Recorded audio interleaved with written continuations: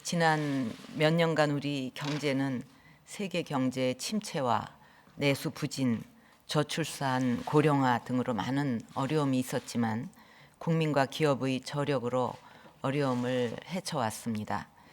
지금 우리나라는 대내외적으로 어려움과 난관이 산적해 있습니다. 세계 경제도 매우 어려운 상황인데 우리 경제가 이 고비를 넘기지 못하면 또 다른 IMF와 같은 국가적 위기를 겪게 될지도 모릅니다. 사전에 대비할 수 있는 위기를 대처하지 못하고 위기를 맞게 되면 국민들의 고통과 국가의 신용 추락으로 이어질 것입니다. 현재 선거로 인해 법안 통과 등 많은 시급한 일들이 그대로 멈춰서 방치되고 있습니다. 선거 기간 동안 멈춰 있는 3, 4개월 동안 국민들을 위해 정치권과 국회가 아무 일도 못하고 오직 각자의 정치만 하고 있다면 그만큼 잃어버린 시간들이 될 것입니다.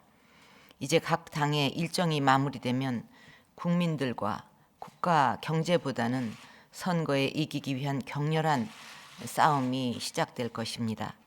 언제나 선거에서는 국민들을 위해 최선을 다하겠다고 했지만 항상 공허함으로 남아있는 것이 현실 정치인 것 같습니다. 이제 정부에서 시급하게 처리를 요청한 법안들이 통과되는 것은 요원할 수 있습니다. 그렇더라도 선거 기간 동안 손을 놓지 말고 경제의 바퀴를 지속적으로 돌릴 수 있도록 해야 하겠습니다. 수석들과 각 부처에서는 이런 시간들이 낭비되지 않도록 통과되지 않은 경제 법안들 속에서도 할 수 있는 일을 찾아 실행해 나가야 합니다. 만약 그냥 몇 개월씩 허비하다 보면 국가 경제의 원동력이 떨어지는 것은 물론이거니와 조금이나마 남은 불씨도 완전히 꺼져버릴 수가 있습니다. 각 수석들은 부처와 협력해서 공무원들이 선거를 지켜보면서 손을 내려놓지 말고 각자의 자리에서 최선을 다하도록 독려해 주기를 바랍니다. 경제 활력 회복을 위해 우리가 계획하고 있는 정책들을 잘 추진하고 국민들이 체감할 수 있도록 꼼꼼하게 챙겨야 할 것입니다. 먼저 내수 회복 지원을 위해서 2월 초에 자동차 개별 소비세 인하 연장과 재정 조기 집행 규모 확대 등 경기 보강 대책을 발표했는데 이제 1, 4분기도 거의 마무리되고 있는 만큼 수석들은 그간의 추진 상황을 면밀히 점검하고 미흡한 부분은 바로 보완해 주기를 바랍니다. 수출이 어렵지만 수출 감소폭이 계속 줄어들고 있는데 이런 흐름이 지속될 수 있도록 더욱 분발해야 합니다. 특히 한류의 세계적인 확산과 한중 FTA 발효, 이란 경제 제재 해제, 브라질 올림픽과 같은 기회 요인을 활용해서 소비재를 새로운 수출 효자 산업으로 육성하는 방안 등을 중점적으로 고민해야 합니다. 과거에는 물적 자원이 큰 자산이었지만 이제는 지식과 창의성이 무한한 기회가 되는 시대로 전환되고 있습니다. 우리는 인공지능 알파고와의 지난 대국을 통해서 새로운 4차 산업혁명의 물결을 생생하게 볼 수가 있었습니다. 그동안 우리 정부는 이런 시대 흐름에 맞춰서 창조 경제를 적극 추진해 왔는데 이것을 더욱 체계화하고 완성시켜서 새로운 길에 도전하는 청년들을 적극 뒷받침해야 할 것입니다.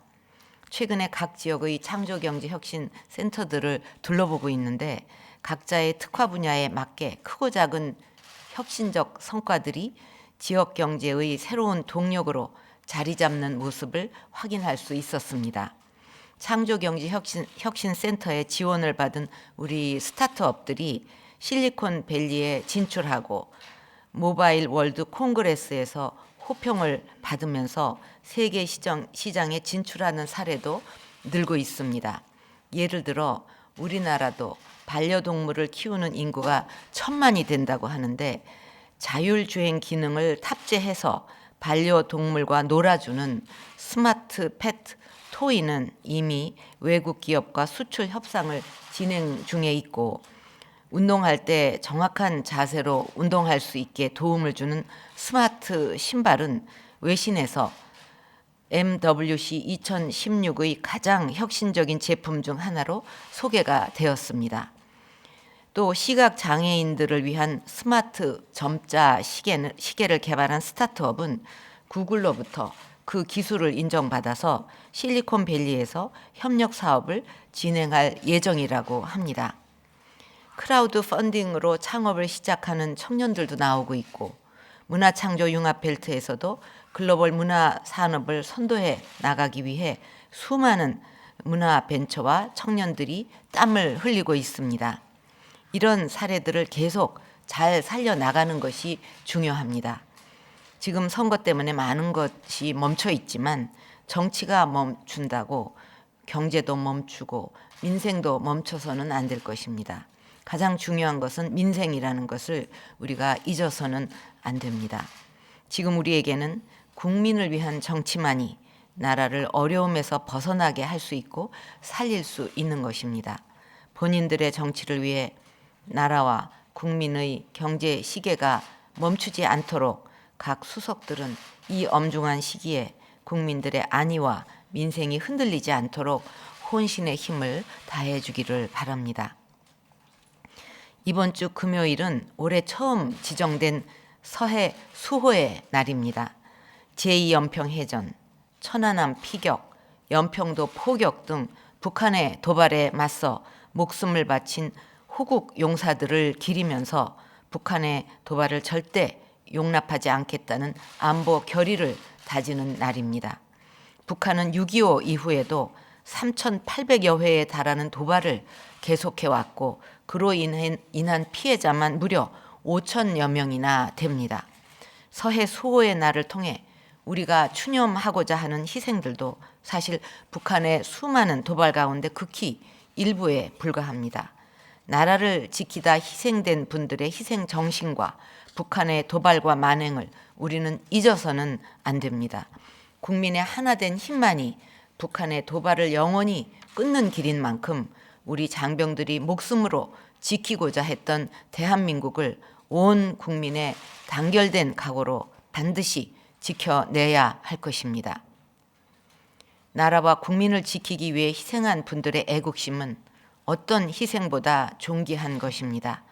정부는 서해 호국 영웅들의 희생과 헌신이 결코 헛되지 않도록 모든 노력을 강구할 것이며, 올해 첫 기념 행사가 국가수호 희생자의 숭고한 정신을 온 국민과 함께 기리는 뜻깊은 행사가 되도록 만들 것입니다.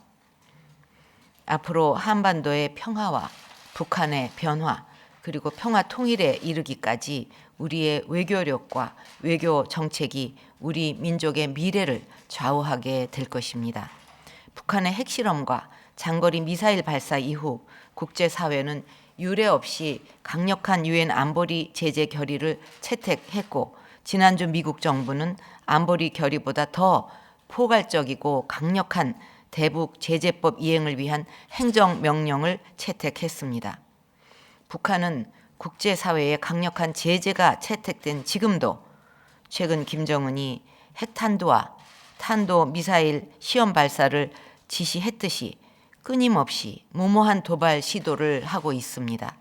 만약 이러한 국제사회의 제재안들이 채택되지 않았다면 북한은 더욱 무모한 도발을 강행했을지도 모릅니다. 지금은 한반도의 앞날에 정말 중요한 시기입니다. 정부에서는 외교적으로, 군사적으로 철저한 준비와 대비태세를 갖춰서 이 위기를 잘 극복해 나가고, 선거로 인해 잃어버린 시간으로 인한 경제가 뒷걸음치지 않도록 최선을 다해주기 바랍니다. 또한 관련 수석과 부처에서는 창조 경제의 기운이 곳곳에서 피어나고 새로운 아이디어와 기술이 창출되고 있는 만큼 그 소중한 것들을 잘 키워내서 국가 경제의 기반을 다질 수 있도록 노력해 주기를 바랍니다. 이상입니다.